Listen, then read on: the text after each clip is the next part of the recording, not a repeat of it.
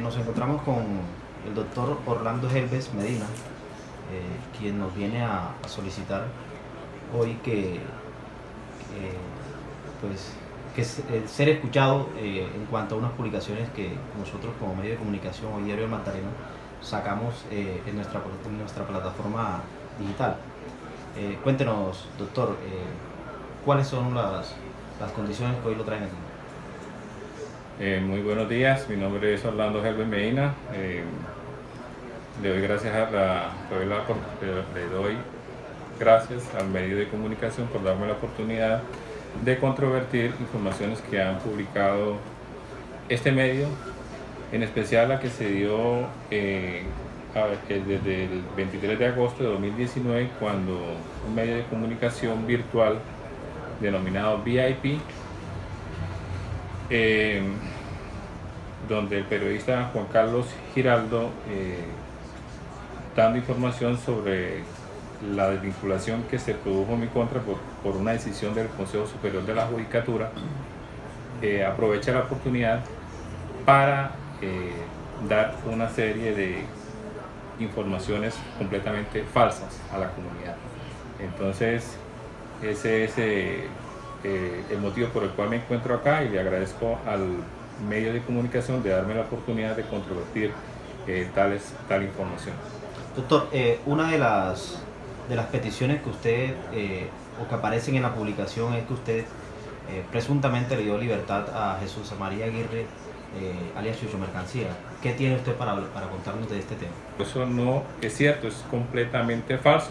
Tan así es que nunca conocí de trámite como funcionario judicial, como juez de control de garantías, de la libertad de esta persona, Jesús María Aguirre Gallego. Entonces la información es completamente falsa.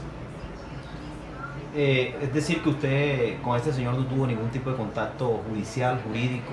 Nunca, jamás, nunca. Otra de las solicitudes que usted nos hace es porque en esta nota periodística se mencionó que usted le dio libertad presuntamente a una reconocida líder de una banda criminal. Mire que la información que suministra el periodista Juan Carlos Giraldo es completamente inexacta, porque ni siquiera dice el nombre. Esa información que se da, aparte de que es inexacta por parte del periodista Juan Carlos Giraldo, es falsa, no es cierta.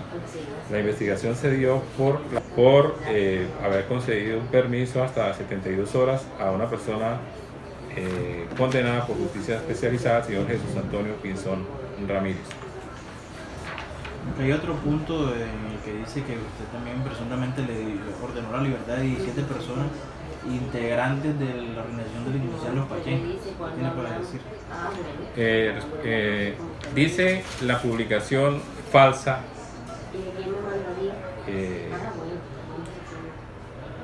injuriosa, que falta al buen nombre de las personas, que yo fui capturado por ordenar la libertad de 17 personas integrantes del grupo Pachenca. Eso es completamente falso. Yo sí manifiesto que en diciembre del año 2015 yo sí conocí como juez de garantías la petición de libertad por vencimiento de términos de 17 personas integrantes de un grupo, al parecer de una banda criminal. Resulta que el término máximo que tenía la Fiscalía para presentar el escrito de acusación era de 120 días a partir de la imputación, y al momento en que se realiza la audiencia habían transcurrido más de 200 días. Entonces, con respecto a ello, pues sí es cierto, se ordenó una libertad con base en el artículo 317 del Código de Procedimiento Penal. De manera extraña, a los 5 días de haberse ordenado la libertad, de haberse expedido la decisión, el juez cuarto penal del circuito, el doctor Orlando Petro, revoca la decisión. Y revoca la decisión sin mayor argumentación. Pero por esa situación que les estoy mencionando, no se ha expedido orden de captura en mi contra. La Fiscalía, yo sé que ha estado investigando esa situación, pero aquí lo irregular no fue la actuación del juez de primera instancia, la actuación irregular fue el juez de segunda instancia, porque sin fundamento alguno revoca la decisión. ¿Cuáles fueron, cuál fue el motivo o los motivos por el que el Consejo Superior de la Judicatura de Bogotá pues, lo destituye? Me desvincula del cargo, sí. Resulta que los jueces de ejecución de penas son los servidores de la rama judicial que más tienen tareas en sus funciones judiciales, jurisdiccionales. Son muchísimas porque todos los procesos donde se producen condenas van a parar allá y termina siendo una oficina de archivo y una oficina donde se tienen que resolver todas las situaciones, todas las peticiones que eleven los condenados, las personas privadas de la libertad, las personas condenadas. Una de esas funciones es la de resolver las peticiones que hagan las personas condenadas a obtener permisos hasta de 72 horas para salir del establecimiento sin vigilancia a aquellas personas que cumplan ciertos requisitos antes de tramitar o de cumplirse los requisitos para la libertad condicional. Entonces, eso lo faculta el artículo 147 del Código Penitenciario y Carcelario, que dice que las personas condenadas tienen derecho a salir, a disfrutar de permiso hasta de 72 horas para salir del establecimiento sin vigilancia cuando cumplan ciertos requisitos. Entre otros requisitos son los de haber cumplido una tercera parte de la pena, haber observado buena conducta, no haber intentado fugarse ni durante la investigación ni durante la condena. El problema se generó con el numeral quinto del artículo 147 del Código Penitenciario. Esta norma inicialmente decía que, el numeral quinto, que no tenían derecho a ese permiso las personas condenadas por justicia regional.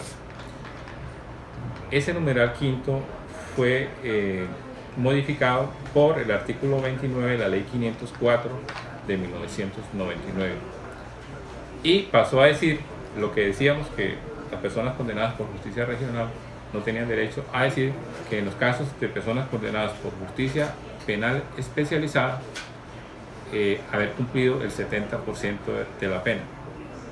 El problema se dio fue porque la Ley 504 estableció en su mismo contenido, al finalizar la ley, en el penúltimo artículo dice que esa ley tiene una vigencia máxima de 8 años. Entonces el artículo 29 tenía una vigencia máxima de 8 años. Y de acuerdo a ello, esta ley finalizó la vigencia el día 30 de junio de 2007.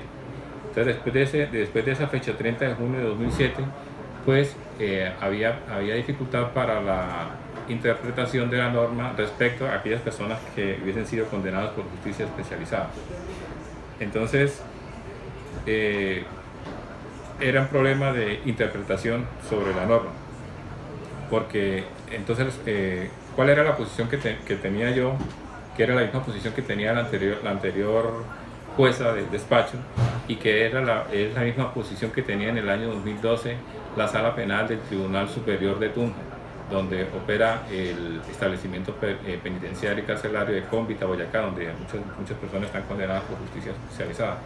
¿Cuál era la posición que tenía el despacho?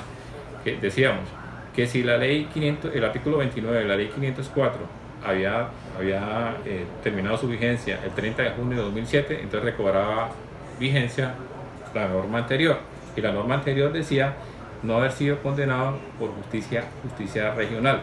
Y entonces, como se verificaba que el peticionario había sido condenado por justicia penal especializada y no por justicia regional, entonces se confrontaban el resto de requisitos, y si la persona los cumplía, se decía en el texto de la providencia que una vez se quedara en firme la decisión, se le comunicaría al IMPEC para que el IMPEC programara los permisos. Esa era una interpretación que teníamos, y era una interpretación humana, que trata de la interpretación pues más humana a la persona que está que va a la libertad.